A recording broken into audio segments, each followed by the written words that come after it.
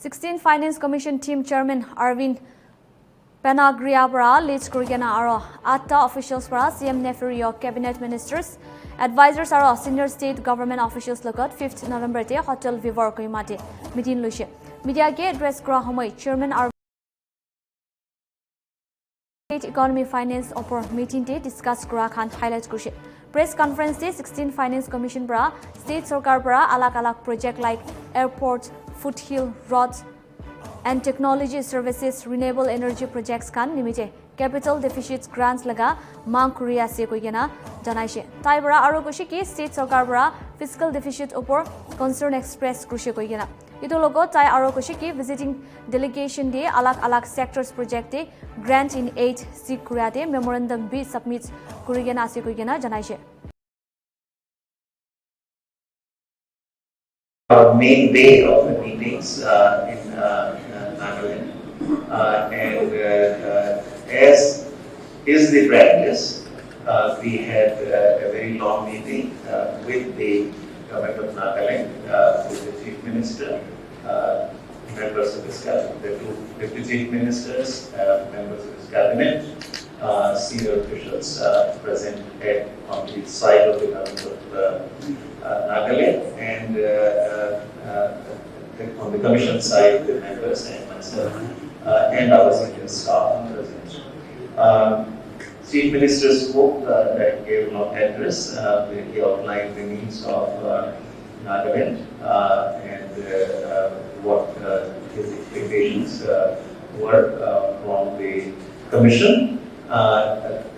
After he was also preceded by the Chief Secretary, who gave a few remarks on the progress that Nagaland had made in brief. And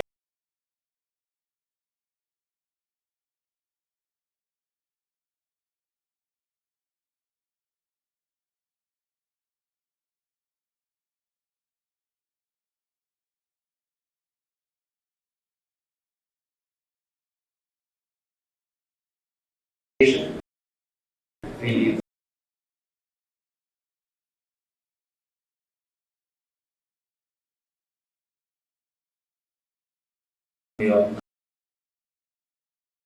performing, but a large part of the presentation is about the finances of Nagaland, and it also outlines what the government of Nagaland expects from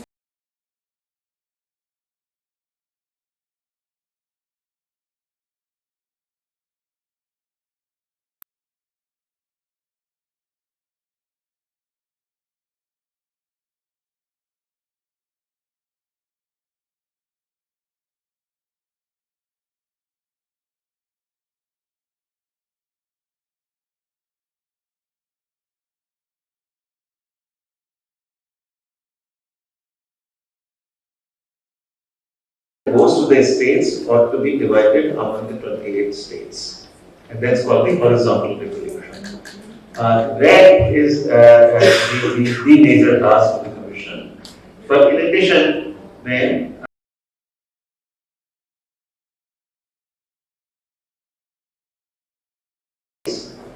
these grants come from the consolidated fund of India, meaning from the budget of the government of India.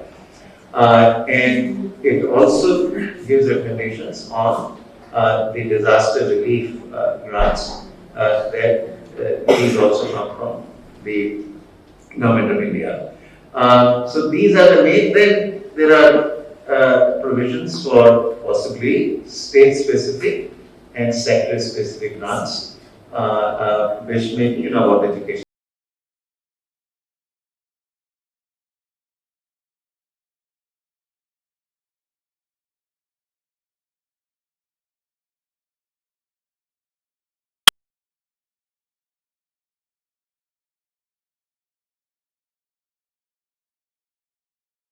This is in that context that the government of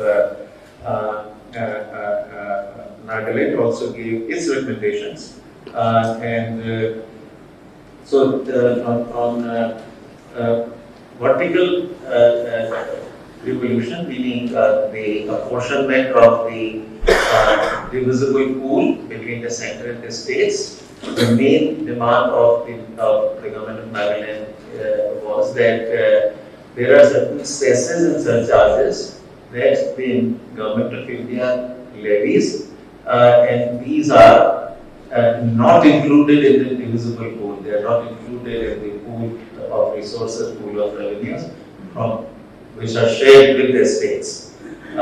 Instead, they 100% go directly to the central government. This is as per the current provision to the constitution.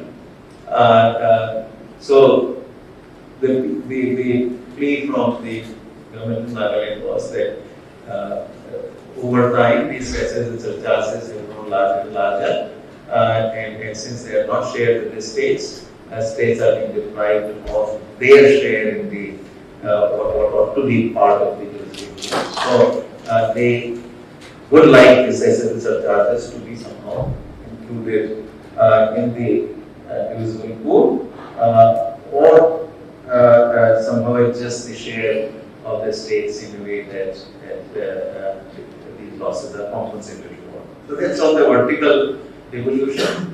On horizontal, which relates to how the share of the 28 states ought to be divided among the different states. The conventional criteria have been like, one important criteria that is used is income distance, which means that, how much lower the per capita income of a state is relative to the average of the country, or generally what most commissions have taken is the richest state with the highest per capita income. So therefore, the idea is that the poorer is a state, the lower the per capita income of the state, larger the share of that state according to this criteria. Okay. Then population is another criteria which is used. And that is straightforward, that the share in the divisible pool from based on the criteria is about what is the share of the state in the population. Similarly, area is also used, the land area of the state, what proportion of land area is accounted for by that state. There is forest and ecology, what part of the forest is accounted for by the state. Then there is 15th Finance Commission used, for example, a demographic variable, which that is in addition to the population, and they had used the total fertility rate. That the lower the fertility rate, the higher the share of the given state. And then there is tax effort, what kind of effort state is making to raise its own tax revenues. So these are the conventional criteria that are used. The state of Nagaland suggested that we tweak some of these criteria, and they also suggested to add something. So on area, they said they keep it as is, population keep it. So population share in the 15th Finance Commission was 15%. Nagaland agreed with that share is roughly right, meaning that 15% of the divisible pool is divided based on the share in population.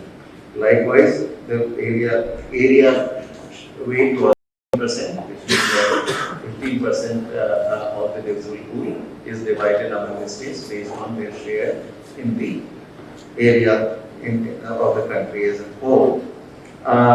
Then on forest and ecology, Government of Nagaland suggested that share, which was 10% under the 15th Finance Commission, be raised to 15%.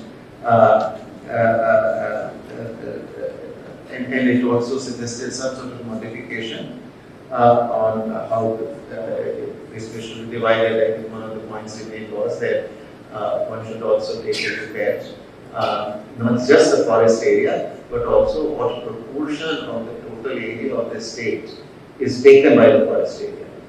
Because the larger the area, larger the proportion of the total area taken up by the forest, the less area is left for other economic activities. And so that ought to be taken into account as well. So two modifications on that. One, increase the share of the dues of the pool, which is dispersed based on forest and ecology from 10% to 50%, and modify the criterion of forest. Demographic performance is left as is. Tax effort, they left it as is, which was 12.5% for demographic performance, and there's a TFR, and for tax effort 2.5%, and they left it as is. Then the government also suggested factoring in a disability index and had number characteristics defining disability of a state, based on, for example, hilly terrain of the state, features such as those which contribute to higher costs of performing any economic activities. The state has also asked for a number of other grants. One area where this was a very new thing for the Commission, which the state added, is about having some sort of capital deficit grant. Conventionally, commissions have given what we call the revenue deficit grants, but in addition to the revenue deficit grants, Nagaland said that there ought to be also capital deficit grants because of Nagaland's special circumstances. This is not something that conventionally any of the commissions have done in the past. Commissions in the past.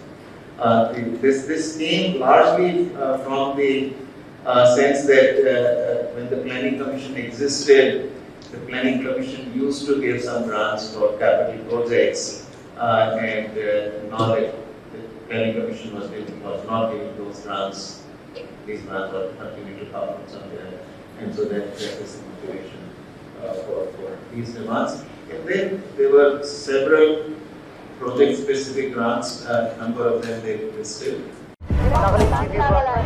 Nagaland TV, Sob Manulaga Awas. Watch us live on Geo TV and on your television sets as well. For Dimapur viewers, we are on channel number 994 in Global Chapter, and Kohima and Mokokchung viewers, switch to channel number 138 on Hornbill Digital.